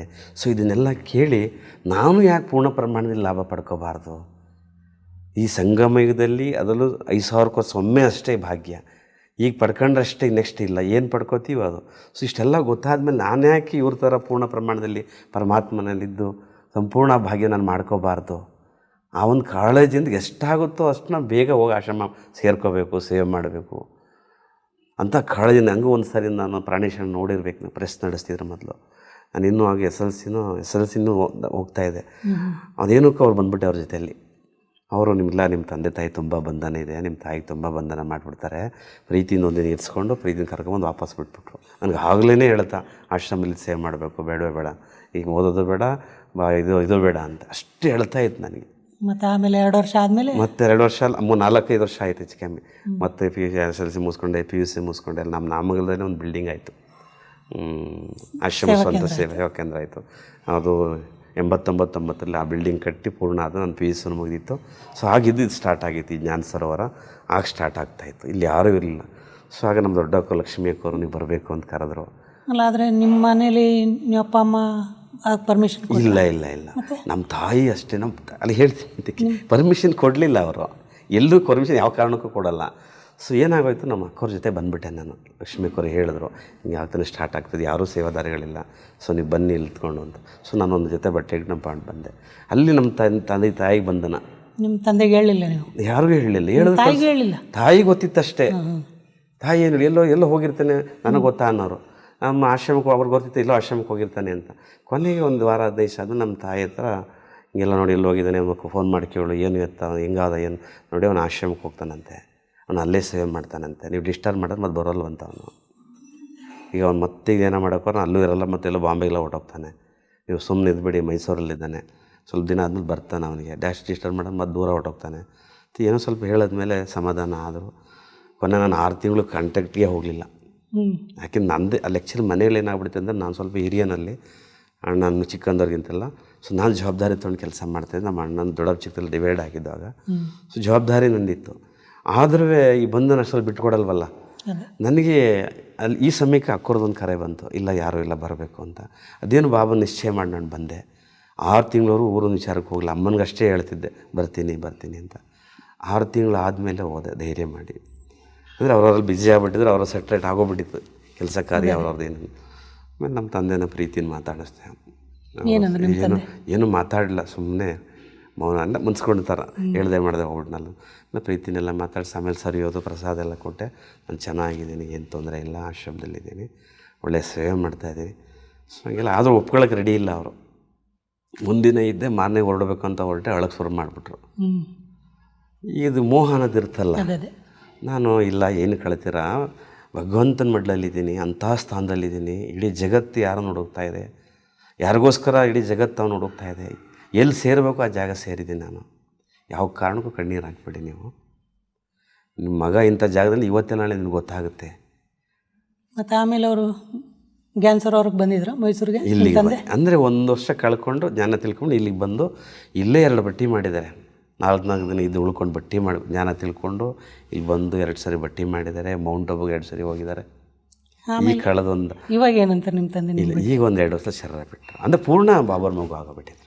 ಅಲ್ಲ ಆಮೇಲೆ ಪೂರ್ಣ ನಮಗೆ ನೋಡಿ ಇದೆಲ್ಲ ನೋಡಿದ ಮೇಲೆ ಅವರು ಅದೇ ಹೇಳಿದರು, ಇದೇ ನಿನ್ನ ಜನ್ಮ ಶ್ರೇಷ್ಠ. ನನ್ನ ಮಕ್ಕಳು ಬಾಕಿ ನಮ್ಮ ಬ್ರದರ್ಸ್ ಏನು ಮಾಡ್ತಾರೆ, ಬಿಡಿಸೋದು, ಹೇಳಿದ ಮಾತು ಕೇಳಲ್ಲ, ಗೌರವ ಕೊಡಲ್ಲ. ಇದನ್ನೆಲ್ಲ ನೋಡಿ ಕೊನೆಗೆ ಒಪ್ಕೊಂಡಲ್ಲ ಅವರೇ. ಬಾಬರ್ ಮಗುನೂ ಆದರು, ಅಂಥ ಸ್ಥಾನಕ್ಕೆ ಸೇರಿದೆಯಾ, ಅಟ್ಲೀಸ್ಟ್ ನಿನ್ನಿಂದ ನಮ್ಗೆ ಒಳ್ಳೇದಾಗಲಪ್ಪ ಎಲ್ಲರಿಗೂ. ಅವ್ರು ಖುಷಿ ಆಯಿತು. ಮೌಂಟ್ ಆಬುಗೆ ಹೋದ್ರು 1-2-3 ಸರಿ. ಬಾಬರ್ ಅಲ್ಲೊಂದು ಸರಿ ಜ್ಞಾನ ಸರೋವರದಲ್ಲಿ ಬರ್ತಿದ್ರು, ಅಲ್ಲಿ ಎಲ್ಲ ಮಾಡಿ ಈಗ 1-2 ವರ್ಷ 3 ವರ್ಷದಲ್ಲಿ ಸೇರ ಬಿಟ್ಟರು. ಹೀಗೆ ಮೈಸೂರು ಲಕ್ಷ್ಮೀ ಅಕ್ಕವ್ರ ಹೆಸರು ಹೇಳಿದ್ರಿ. ಲಕ್ಷ್ಮೀ ಅಕ್ಕವರು ಪ್ರೀತಿ ಪಾಲನೆ ಇಲ್ಲ, ಅವರಲ್ಲಿ ನೀವೇನು ವಿಶೇಷತೆ ನೋಡಿದ್ರಿ? ಅಂದರೆ ನಮ್ಮ ಲಕ್ಷ್ಮೀ ಅಕ್ಕ ಬೇಂಜಿಯವ್ರದ್ದು ಏನಪ್ಪ ಅಂದರೆ ಧೈರ್ಯ ಜಾಸ್ತಿ. ಏನು ಮಾಡಬೇಕು ಅಂತ ಸಂಕಲ್ಪ ಮಾಡ್ತೀವಿ ಅದು ಮಾಡ್ತಾರೆ. ಮತ್ತು ನಮಗೆ ನಿಶ್ಚಯ, ಇವರು ಕರೆದಿದ್ದಾರೆ, ಇದೇನೋ ಕಲ್ಯಾಣ ಇದೆ, ನಮ್ಗೆ ಹೇಳ್ತಾ ಇದ್ದಾರೆ, ಬಾಬಾನೇ ಹೇಳ್ತಾ ಇದ್ದಾರೆ. ಅವ್ರ ಮುಖಾಂತರ ಬಾಬಾ ನಮ್ಮನ್ನು ಕರ್ಕೊಂಡು ಬಂದಿದ್ದಾರೆ. ಅದು ಬಂದಿದ್ದರಿಂದ ನಾನು ಉನ್ನತಿ ಆಗ್ತಾಯಿದೆ. ನಾನೇನು ಇಚ್ಛೆ ಇಟ್ಕೊಂಡಿದ್ನಲ್ಲ, ಅನೇಕ ಆತ್ಮಗಳ ಕಲ್ಯಾಣ ನಿಮಿತ್ತ ಆಗಬೇಕು, ಸೊ ಅದು ಬಾಬಾ ನನ್ನ ಸಂಕಲ್ಪ ಸಕ್ಸಸ್ ಮಾಡ್ತಾವ್ರೆ ಅನ್ನೋದನ್ನು ಪೂರ್ಣ ಪ್ರಮಾಣದಲ್ಲಿ ಬಾಬಾ ಅನುಭವ ಮಾಡಿಸ್ಬಿಟ್ಟಿದ್ದಾರೆ. ನೀವು ಮೈಸೂರಿನ ಜ್ಞಾನ ಸರೋವರದಲ್ಲಿದ್ದೀನಿ ಅಂದ್ರಿ. ಹೌದು. ಅಲ್ಲಿ ಏನೇನು ಸೇವೆ ಮಾಡ್ತೀರಿ? ನಾವು ಮೊದಲೆಲ್ಲ ಬಿಲ್ಡಿಂಗ್ ಕನ್ಸ್ಟ್ರಕ್ಷನ್ ಮಾಡಿದೆ. ಯಾಕೆ ಒಬ್ಬರಿಬ್ಬರು ಇರ್ತಾಯಿದ್ದೋ, ಮೊದಲು ಇದೆಲ್ಲ ಏನು ಇರಲಿಲ್ವಲ್ಲ. ಸ್ಟಾರ್ಟಿಂಗಲ್ಲಿ ನಾವು ಗುಡಿಸ್ಲಾಕೊಂಡಿದ್ದೋ, ಎಲ್ಲ ಬಿಲ್ಡಿಂಗಲ್ಲೆಲ್ಲ ಆಗೆಲ್ಲ ಕನ್ಸ್ಟ್ರಕ್ಷನ್ನೇ ಎಲ್ಲರದು. ಎಲ್ಲ ವಿಚಾರ, ತೋಟ ನೋಡ್ಕೊಳ್ಳೋದು, ತೆಂಗಿನ ತೋಟದಲ್ಲಿ ಏನಪ್ಪ ಭಾಳ ನೀರಿಲ್ಲ, ಇಷ್ಟೇ ಗಾತ್ರ ಇದ್ದು. ಮತ್ತು ಹೊಸ್ದಾಗೆಲ್ಲ ಬೋರ್ವೆಲ್ ಹಾಕ್ಸಿ ಅವಕ್ಕೆಲ್ಲ ನೀರು ಕರೆಕ್ಟಾಗಿ ನೀರು ಕೊಟ್ಟು ಅದ್ರ ಜೊತೆಗೆ ಬಿಲ್ಡಿಂಗ್ ಕನ್ಸ್ಟ್ರಕ್ಷನ್ ಮಾಡಿಕೊಂಡು ಇದೆಲ್ಲ ಮುಗಿದ ಮೇಲೆ, ಇದೆಲ್ಲ ಒಂದು ಲೆವೆಲ್ಗೆ ಬಂದಮೇಲೆ ಒಂದು 7-8 ವರ್ಷ ಭಂಡಾರದಲ್ಲಿ ಸೇವೆ ಮಾಡಿದೆ. ಬೇಕ್ರಿದು ಬೇಕ್ರಿ ಐಟಮ್ಗಳೆಲ್ಲ ಮಾಡೋದು ಬರ್ತದೆ. ಆಮೇಲೆ ಅಡುಗೆ ಮನೆದೆಲ್ಲ ಬರ್ತದೆ. ಇದಾದಮೇಲೆ ಡ್ರೈವಿಂಗ್ ಕೆಲಸ ಮಾಡ್ತಾಯಿದ್ದೆ. ಅದಾದಮೇಲೆ ತರಕಾರಿ ತೊಗೊಂಡು ಬರೋದು. ಈಗ ಯಾರು ಬಂದರೆ ಕರ್ಕೊಂಡೋಗೋದು, ಕರ್ಕೊಂಬರೋದು, ತರಕಾರಿ ತೊಗೊಂಡು ಬರೋದು, ಟೋಟಲಿ ಎಲ್ಲ ಸೇವೆ ಆಲ್ರೌಂಡ್. ಯಾವ್ದು ಹೇಳ್ತಾರೆ ಅದರೊಂದು ಯಾವ್ದು ನಿಂದಿದ ಮಾಡ್ಕೊಂಡು ಮಾಡೋದು ಸೇವೆ. ನೀವು ಯೋಗ ಮಾಡ್ತೀನಿ ಅಂದರೆ, ಹೌದು, ಯೋಗದಲ್ಲಿ ನಿಮಗೆ ವಿಶೇಷ ಅನುಭವಗಳು ಏನಾರು ಇದಾವೆ? ಖಂಡಿತ ಆಗಿದೆ. ಹೀಗೆ ನಾವೊಂದು ಕೆಲಸ ಮಾಡಬೇಕಾದ್ರೆ ಸ್ಟ್ರೈನ್ ಆಗ್ತಾಯಿತ್ತು ನಮಗೆ. ಮೊದಲೆಲ್ಲ ಲೇಬರ್ಸ್ಗಳು ಕಡಿಮೆ ಎಲ್ಲ ನಾವೇ ಮಾಡ್ಕೊಳ್ತೀವಿ, ವರ್ಕ್ ಜಾಸ್ತಿ ಇತ್ತು, ನಾವೇ ಮಾಡ್ಕೊಳ್ತಾ ಇದ್ದೋ. ನನಗೆ ಏನು ಸಂಕಲ್ಪ ಬರ್ತಿತ್ತು, ಸ್ಟ್ರೈನ್ ಆಗ್ತಿತ್ತಲ್ಲ, ಭಾವನಷ್ಟೇ ಸಂಕಲ್ಪ ಮಾಡ್ತಾಯಿದ್ದೆ. ಹಾಗೆ ಒಂದು ದಿವಸ ಮಧ್ಯಾಹ್ನ ಬಾಬನಿಗೆ ಊಟ ಮಾಡ್ಕೊಂಡು ಮಧ್ಯಾಹ್ನ 2 ನಿಮಿಷ ರೆಸ್ಟ್ ತೊಗೊಂಡ ಮಲಗಿದ್ದೀನಿ. ಆ ಮಲಗಿರು ಬರೀ 2-3 ನಿಮಿಷ ಆಗಿರ್ಬೋದು ನನಗನ್ಸಿಕೆ ಪ್ರಕಾರ. ಅಷ್ಟರಲ್ಲೇ ಬಾಬಾ ನನಗೆ ಅಂಥ ಒಂದು ಟಚ್ ಮಾಡಿಸಿದ್ರು. ನಾನು ಆ ಕಡೆ ಇಲ್ಲಿ ಗಾರೆ ಕಲಿಸ್ತಾ ಇದ್ದೀನಿ, ಅದಕ್ಕೆ ಬಿಲ್ಡಿಂಗ್ ಕೆಲಸ ಮಾಡ್ಬೇಕಾದ್ರೆ ಹಿಂಗೆ ಗಾರೆ ಕಲಿಸ್ತಾ ಇದ್ದೀನಿ ಎಲ್ಲ ಹಾಕ್ಕೊಂಡು. ನನಗೆ ಇದಕ್ಕಿಂತ ಕೂದಂಗೆ ಆಯ್ತು ಯಾರು, ಅಲ್ಲಿ ನೋಡು ಮಗು ಅಂತ. ಸೊ ನಾನು ಈ ಕಡೆ ನೋಡ್ತೀನಿ, ಅಲ್ಲಿ ಬ್ರಹ್ಮ ಬಾಬಾ ದಾದಿ ಇಬ್ಬರು ನಡ್ಕೊಂಡು ಬರ್ತಾಯಿದ್ದಾರೆ ಕೈ ಹಿಡ್ಕೊಂಡು. ಸರಿ ಹಂಗೆ ನೋಡ್ತಾ ಇದ್ದೆ ನಾನು. ನೋಡ್ತಾ ಇದ್ದಂಗೆ ಬ್ರಹ್ಮ ಬಾಬಾ ಹೇಳಿದ್ರು ಬಚ್ಚೆ ಉದರ್ಬೇಕು ಅಂದರು. ಸೊ ನಾನು ಆ ಕಡೆ ತಿರುಗಿ ನೋಡಿದೆ, ಅದು ಶಿವಲಿಂಗ. ಶಿವಲಿಂಗ ನೋಡ್ತಾ ಇದ್ದಂಗೆ ಫುಲ್ ಪ್ರಕಾಶ ಆಗೋಯ್ತು. ಅಷ್ಟೊಂದು ಪ್ರಕಾಶ ನೋಡೋಕ್ಕಾಗ್ತಾಯಿಲ್ಲ, ಅಷ್ಟೊಂದು ಪ್ರಕಾಶ. ಆಮೇಲೆ ತಕ್ಷಣ ಎಚ್ಚರ ಆಯಿತು, ಅಷ್ಟು ಲೈಟ್ ಆಗೋಯ್ತು ನನಗೆ. ಇಲ್ಲ ಬಾಬಾ ನನಗೆ ಕರೆಕ್ಟ್ ಅನುಭವ ಮಾಡಿಸಿದ್ರು. ಏನೇ ಕೆಲಸ ಮಾಡಿದ್ರು ಪರಮಾತ್ಮ ನೆನಪಿಂದ ಮಾಡಿದ್ರೆ ನಮ್ಗೆ ಯಾವ ಹೊರೆಯನ್ನಾಗಲಿ ಅಥವಾ ನೋವಾಗಲಿ ಯಾವುದು ಬರಲ್ಲ ಅನ್ನೋ ನನಗೆ ಅವತ್ತು ಅನುಭವ ಮಾಡಿಸಿದ್ರು ಬಾಬಾ ನನಗೆ. ಪರಮಾತ್ಮ ನೆನಪಿಂದ ಪ್ರತಿಯೊಂದು ಕೆಲಸ ಕಾರ್ಯ ಮಾಡಿದ್ರೆ ಏನು ಕೆಲಸ ಮಾಡಿದ್ರು ಯಾವುದು ಕೂಡ ಹೊರೆ ಅನಿಸಲ್ಲ, ಸುಸ್ತಾಗಲ್ಲ ಅಂತ. ಸೊ ನನಗೆ ಅವತ್ತು ಬಾಬಾ ನನಗೆ ಅನುಭವ ಮಾಡಿಸಿದ್ರು. ಇವಾಗ ನಿಮ್ಮ ಹಳೆ ಸ್ಕೂಲಿನ ಫ್ರೆಂಡ್ಸ್ ಏನಿದ್ರು ಚಿಕ್ಕ ವಯಸ್ಸಿನವರು, ಅವರು ಇಲ್ಲ ನಿಮಗೆ ಪಾಠ ಕಲಿಸಿದಂಥ ಮೇಷ್ಟ್ರು, ಯಾಕಂದ್ರೆ ನೀವು ಅಷ್ಟು ಚಿಕ್ಕ ವಯಸ್ಸಲ್ಲಿ ಈ ಆಧ್ಯಾತ್ಮಿಕ ದಾರಿಯಲ್ಲಿ ಬಂದಿರಿ, ಅವರೆಲ್ಲ ನಿಮಗೆ ನೋಡಿದರೆ ಅವರು ನಿಮ್ಮ ಬಗ್ಗೆ ಏನು ಇಲ್ಲ, ಊರಿಗೆ ಹೋದರೆ ಸಿಕ್ಕಿದ್ರೆ ತುಂಬ ಖುಷಿ ಪಡ್ತಾರೆ. ನಮ್ಮ ಇದನ್ನೆಲ್ಲ ನೋಡಿ ನಮ್ಮ ಸಂಸ್ಥೆ ಬಗ್ಗೆಲ್ಲ ನಮ್ಮ ಆಶ್ರಮದಲ್ಲೂ ಕೂಡ ಇದು ಮಾರಲ್ ಎಜುಕೇಷನ್ ಅಂದ್ಬಿಟ್ಟು ಮಾಸ್ಟರ್ಗಳೇ ಟ್ರೈನಿಂಗ್ ಆಯಿತು ಸುಮಾರು 2-3 ವರ್ಷ. ಅದರಲ್ಲೆಲ್ಲ ಬಂದಿದ್ದಾರೆ ನಮ್ಮವರೆಲ್ಲ. ಇದನ್ನೆಲ್ಲ ನೋಡಿ ನಾವಿರೋ ಜಾಗ ನೋಡಿ ತುಂಬ ಖುಷಿಪಟ್ಟರು. 1-2 ಮಾಸ್ಟರ್ ಬಂದಿದ್ದರು. ಇದನ್ನೆಲ್ಲ ನೋಡಿ ತುಂಬ ಇಂಥ ಜಾಗ ಬಂದು ಸೇರ್ಕೊಂಡಿದೆಯಲ್ಲ, ನೀವೇ ನನಗೆ ಟೀಚ್ ಮಾಡಬೇಕು ಆ ಲೆವೆಲ್ ಇದೆಯಲ್ಲ ಅನ್ನೋ ಲೆವೆಲ್ಗೂ ಮಾತಾಡಿದ್ರು ಪಾಪ. ಮತ್ತು ಅದ್ರ ಜೊತೆಗೆ ಊರಿಗೆ ಹೋದರೆ ನಮ್ಮ ಫ್ರೆಂಡ್ಸ್ಗಳು ನನ್ನ ಲೆವೆಲಲ್ಲಿ ಇದ್ದಾರಲ್ಲ, ಎಲ್ಲ ಮ್ಯಾರೇಜ್ ಆಗಿ ಮಕ್ಕಳೆಲ್ಲ ಇರ್ತಾರಲ್ಲ, ಅವ್ರದ್ದೆಲ್ಲ ಬಂಧನ ಅವ್ರದ್ದೆಲ್ಲ ಆಚೆ ಇದೆಲ್ಲ ನೋಡಿ ಕೈ ಮುಗಿದು ನೀವು ಅಂಥ ಜಾಗ ಸೇರಿಕೊಂಡ್ರಿ, ನಮ್ಗೆ ಅಷ್ಟು ತೊಂದರೆ, ಕೂತ್ಕೊಳ್ಳೋಕ್ಕಾಗಲ್ಲ, ನಿಂತ್ಕೊಳ್ಳೋಕ್ಕಾಗಲ್ಲ, ಟೆನ್ಷನ್ನು, ಆದರೆ ನಿಮ್ಗೆ ಯಾವುದೂ ಇಲ್ಲ, ನಿಜವೂ ಕೂಡ ನೀವು ಅಂಥ ಪುಣ್ಯ ಮಾಡ್ಕೊಂಡು ಬಂದಿದ್ದೀರಾ ಅಂತ ನಮಗೆ ಇವತ್ತೆಲ್ಲ ಅವರೇ ಹೇಳ್ತಾರೆ, ಖುಷಿ ಪಡ್ತಾರೆ. ನಾವು ಅದೇ ಹೇಳ್ತೀವಿ ಅವ್ರಿಗೆ, ಅಲ್ಲೇ ಆಶ್ರಮ ಇದೆ, ಆಗೋಗಿದೆ, ಅಟ್ಲೀಸ್ಟ್ ಇರೋ ಸಮಯ ಸಫಲ ಮಾಡ್ಕೊಳ್ಳೋಣ, ಆಶ್ರಮಕ್ಕೆ ಹೋಗಿ ಇಲ್ಲಿ ಏನೋ ಪ್ರೋಗ್ರಾಮ್ ಇದೆ ಇಲ್ಲಿ ಕರಿತೀನಿ, ಇಲ್ಲಿ ಬರ್ತಾರೆ. ಅವ್ರು ನಿಮಗೆ ವಿದ್ಯೆಗೆ ಗುರು ಆದರೆ ನೀವು ಅವ್ರಿಗೆ ಆಧ್ಯಾತ್ಮಿಕ ಗುರು ಅಂತ. ಸೊ ಅವರೇ ಹೇಳ್ತಾ ಇದ್ರು ಅಂಥ ಜಾಗ ಸೇರ್ಕೊಂಡಿದ್ದಾರೆ, ಇದೆಲ್ಲ ನಮ್ಮದೆಲ್ಲ ಆಚಾರ ವಿಚಾರ ಕ್ಲಾಸಸ್ ಇದೆಲ್ಲ ಕೇಳಿ, ಇಲ್ಲ ಬಿಡಿ ಎಲ್ಲರಿಗೂ ಬೇಕಿದು, ಅಂಥ ಜಾಗದಲ್ಲಿ ಸೇರಿದ್ದೀರ, ತುಂಬ ಒಳ್ಳೆಯದಾಯಿತು ಅಂತ ಅವ್ರು ನಮಗೆ ತುಂಬ ಇದು ಮಾಡ್ತಾರೆ. ನಿಮ್ಮ ಪ್ರಕಾರ ಈ ಆಧ್ಯಾತ್ಮಿಕತೆ ಅಥವಾ ಸ್ಪಿರಿಚುಯಾಲಿಟಿ ಜೀವನಕ್ಕೆ ಯಾಕೆ ಬೇಕು, ಅಥವಾ ಇದರಿಂದ ಏನು ಲಾಭ ಸಿಗುತ್ತೆ? ಖಂಡಿತ ಬೇಕು. ಇವತ್ತಿನ ವರ್ತಮಾನ ಸಮಯದಲ್ಲಂತೂ ಪ್ರತಿಯೊಬ್ಬರು ಬೇಕೇ ಬೇಕು. ಎಲ್ಲಿ ನೋಡಿದ್ರು ಯಾವ್ದು ನೋಡಿದ್ರು ಇವತ್ತೆಲ್ಲ ಪ್ರತಿಯೊಬ್ಬರು ನೆಗೆಟಿವ್ಸ್, 99 ಬೇಗ ನೆಗೆಟಿವ್ಸ್. ಯಾರು ನೋಡಿದ್ರು ನೆಗೆಟಿವ್ಸ್. ಅಣ್ಣ ತಮ್ಮದಿರಾಗಲಿ, ಅಕ್ಕ ತಂಗಿರಾಗಲಿ, ಪರಸ್ಪರ ಮನೆಗಳೆಲ್ಲ ಮಾಧ್ಯಮಗಳಲ್ಲೂ ಎಲ್ಲ ಭಯದ ವಾತಾವರಣ ಪ್ರತಿಯೊಬ್ಬರದಲ್ಲೂ. ಹೌದು, ಎಲ್ಲರೂ ನೋಡ್ತಾರೆ, ನಾವು ದೃಷ್ಟಿಕೋನ ಇವತ್ತು ನೆಗೆಟಿವ್ ಆಗಿಬಿಟ್ಟಿದೆ. ಪ್ರತಿಯೊಬ್ಬರಿಗೂ ಒತ್ತಡ ಜೀವನ. ಹೌದು, ಲೌಕಿಕದಲ್ಲಿ ನಾವು ನೋಡ್ತೀವಲ್ಲ, ಮನ ರಿಲೇಷನಲ್ಲೇ ನೋಡ್ತೀವಲ್ಲ, ಸಣ್ಣ ಸಣ್ಣ ವಿಚಾರಗಳೆಲ್ಲ ಟೆನ್ಷನ್ ಮಾಡ್ಕೊಳ್ತಾರೆ, ಬೇಜಾರು ಮಾಡ್ಕೊಳ್ತಾರೆ, ತಡ್ಕೊಳ್ಳೋ ಶಕ್ತಿ ಇಲ್ಲ, ಇವತ್ತು ಮನೋಬಲ ಇಲ್ಲ, ಒಂದು ಆತ್ಮಶಕ್ತಿ ಕಳ್ಕೊಂಡ್ಬಿಟ್ಟಿದೆ ಅಥವಾ ಮನುಷ್ಯನ ಶಕ್ತಿ ಕಳ್ಕೊಂಡ್ಬಿಟ್ಟಿದೆ. ಸೊ ಅಂಥದ್ದನ್ನು ಇಲ್ಲಿ ಆಶ್ರಮದಲ್ಲಿ ಒಂದು ಆಶ್ರಮ ಕಲಿಸ್ಕೊಡ್ತಾ ಇದ್ದಾರೆ ನಮಗೆ. ನಾವು ಅಟ್ಲೀಸ್ಟ್ ಬೆಳಗ್ಗೆ ಸಂಜೆ ನಾನು ಅದೇ ಹೇಳ್ತೀನಿ ಎಲ್ಲರಿಗೂ, ಅಟ್ಲೀಸ್ಟ್ 24 ಗಂಟೆಯಲ್ಲಿ 8 ಗಂಟೆ ದುಡಿಯೋಣ, ಇದಕ್ಕೋಸ್ಕರ 8 ಗಂಟೆ ರೆಸ್ಟ್ ಮಾಡೋಣ, ಇನ್ನೂ 8 ಗಂಟೆ ಉಳಿತದೆ. ಅಟ್ಲೀಸ್ಟ್ 1 ಅವರ್ ಬೆಳಗ್ಗೆ ಸಂಜೆ 1 ಗಂಟೆ ಯಾರು ನನಗೋಸ್ಕರ, ಅಂದರೆ ನನ್ನ ಆತ್ಮಕ್ಕೋಸ್ಕರ ಅಥವಾ ನನ್ನ ಮನುಷ್ಯನ ಶಕ್ತಿ ತುಂಬಿಸೋಕ್ಕೋಸ್ಕರ, ಸ್ವಉನ್ನತಿಗೆ ಉಪಯೋಗಿಸ್ಕೊಂಡ್ರೆ ಎಲ್ಲವೂ ಆಟೋಮೆಟಿಕ್ ನಮಗೆ ದೂರ ಆಗ್ತದೆ, ಸಹಜವಾಗಿ ನಡೀಬೋದು. ನೀವು ಮತ್ತು ಅದರ ಲಾಭ ನಾವು ಅನುಭವ ಮಾಡಿದ್ದೀವಿ. ಇಲ್ಲಿ ಏನೇ ಕೆಲಸ ಕಾರ್ಯ ಮಾಡಿ ಬೆಳಗ್ಗೆ ಸಂಜೆ ಮೆಡಿಟೇಷನ್ ಮಾಡಿದ್ರೆ ಎಷ್ಟೇ ಮಾಡಿದ್ರು ನಾವು ಕೆಲಸ ಮಾಡೋದು ಅಂತ ಅನಿಸೋದೇ ಇಲ್ಲ ನನಗೆ. ಕೊನೆಯದಾಗಿ ಈ ಕಾರ್ಯಕ್ರಮನ ನೋಡ್ತಾ ಇರೋಂಥ ನಮ್ಮ ವೀಕ್ಷಕರಿಗೆ ನೀವು ಏನು ಹೇಳೋದಕ್ಕೆ ಇಷ್ಟಪಡ್ತೀರಿ? ನಾವು ವೀಕ್ಷಕರಲ್ಲಿ ಕೇಳ್ಕೊಳ್ಳೋದು ಇದೊಂದೇ, ನಾವು ಎಲ್ಲರೂ ಬಂದು ಆಶ್ರಮದಲ್ಲೇ ನಿಂತು ಯಾರಿಗೂ ಹೇಳಲ್ಲ. ನಾವು ಕೆಲಸ ಕಾರ್ಯ ಮಾಡ್ತಾ ಇದ್ದ ಜಾಗದಲ್ಲಿ ಇದ್ದ ಮನೇಲೇ ಇಂಥ ಒಂದು ಶ್ರೇಷ್ಠ ಸ್ಥಿತಿ ಅನುಭವ ಮಾಡ್ಬೋದು, ಎಲ್ಲರ ಬಗ್ಗೆ ಪಾಸಿಟಿವ್ ಮಾಡ್ಬೋದು, ನಮ್ಮ ಮನಸ್ಸನ್ನು ಏಕಾಗ್ರತೆಗೊಳಿಸ್ಬೋದು, ಈ ಜಾಗದಲ್ಲಿ ಪರಮಾತ್ಮನ ನೆನಪು ಮಾಡ್ಬೋದು. ಆದರೆ 7 ಡೇಸ್ ನೀವು ಎಲ್ಲಿರ್ತೀರ, ನಿಮಗೆಲ್ಲ ಹತ್ತಿರ ನಮ್ಮದು ಸಂಸ್ಥೆ ಇರುತ್ತೆ, ಡಿಸ್ಟಿಕ್ ಲೆವೆಲಲ್ಲಿದೆ, ತಾಲೂಕು ಲೆವೆಲಿದೆ, ಹೋಬಳಿ ಲೆವೆಲಿದೆ. ಅಟ್ಲೀಸ್ಟ್ ಒಂದು ಅರ್ಧ ಗಂಟೆ ಹೋಗಿ ಒಂದು 7 ಡೇಸ್ ವಿಚಾರ ತಿಳ್ಕೊಂಡ್ರೆ, ಸೊ ನಾವು ಅದನ್ನು ತಿಳ್ಕೊಂಡು ನಿಮ್ಮ ಮನೆಗಳಲ್ಲಿ ಇದ್ಕೊಂಡು ಹೋಗ್ತಾ ಬರ್ತಾ ವಿಶೇಷವಾದಂಥ ಅನುಭವ ಮಾಡಲಿ ಅಂತ ನಾನು ಕೇಳ್ಕೊಳ್ತೀನಿ. ನೋಡ್ರಿ, ನಿಮ್ಮ ಅನುಭವ ಕೇಳಿ ತುಂಬ ಖುಷಿ ಆಯಿತು. ನಮ್ಮ ವೀಕ್ಷಕರಿಗೋಸ್ಕರ ನೀವು ನಿಮ್ಮ ಅಮೂಲ್ಯ ಸಮಯ ಕೊಟ್ಟು ಅವ್ರ ಜೊತೆ ನಿಮ್ಮ ಅನುಭವಗಳನ್ನು ಹಂಚಿಕೊಂಡಿದ್ದಕ್ಕೆ ಧನ್ಯವಾದಗಳು. ತಮಗೂ ಧನ್ಯವಾದ, ಮಾತಾಡಲಿಕ್ಕೆ ಅವಕಾಶ. ನೋಡಿದ್ರಲ್ಲ ವೀಕ್ಷಕರೇ, ಗಂಗಣ್ಣವರ ಅನುಭವ ಹೇಗಿತ್ತು ಅಂತ. ಅವರು ನಿಮ್ಮಲ್ಲಿ ಒಂದು ರಿಕ್ವೆಸ್ಟ್ ಮಾಡಿಕೊಂಡ್ರು, ಜೊತೆಗೆ ಒಂದು ಕ್ಯಾಲ್ಕುಲೇಷನ್ ಕೂಡ ಹೇಳಿದರು. 8 ಗಂಟೆ ನೀವು ಕೆಲಸ ಕಾರ್ಯ ಮಾಡಿ, 8 ಗಂಟೆ ರೆಸ್ಟ್ ಮಾಡಿ, ಉಳಿದ 8 ಗಂಟೆಯಲ್ಲಿ ಅಟ್ಲೀಸ್ಟ್ ಅರ್ಧ ಗಂಟೆ ಅಥವಾ 1 ಗಂಟೆನಾದರೂ ನಿಮ್ಮ ಸ್ವ ಉನ್ನತಿಗೋಸ್ಕರ, ನಿಮ್ಮ ಜೀವನದ ಪರಿವರ್ತನೆಗೋಸ್ಕರನಾದರೂ ನಿಮ್ಮ ಹತ್ತಿರದ ಸೇವಾ ಕೇಂದ್ರಕ್ಕೆ ಹೋಗಿ ಈಶ್ವರೀಯ ಜ್ಞಾನವನ್ನು ತಗೊಂಡು ನಿಮ್ಮ ಜೀವನವನ್ನು ಪರಿವರ್ತನೆ ಮಾಡಿಕೊಳ್ಳಿ ಅಂತ. ಹಾಗೆ ನಿಮ್ಮ ಜೀವನ ಎಲ್ರದ್ದು ಪರಿವರ್ತನೆ ಆಗಿ ಎಲ್ಲರೂ ಸುಖಮಯವಾಗಿರಿ ಅಂತ ಬಯಸ್ತಾ ಮತ್ತೆ ಮುಂದಿನ ಸಂಚಿಕೆಯಲ್ಲಿ ಭೇಟಿಯಾಗೋಣ. ಅಲ್ಲಿವರೆಗೂ ನಮಸ್ಕಾರ.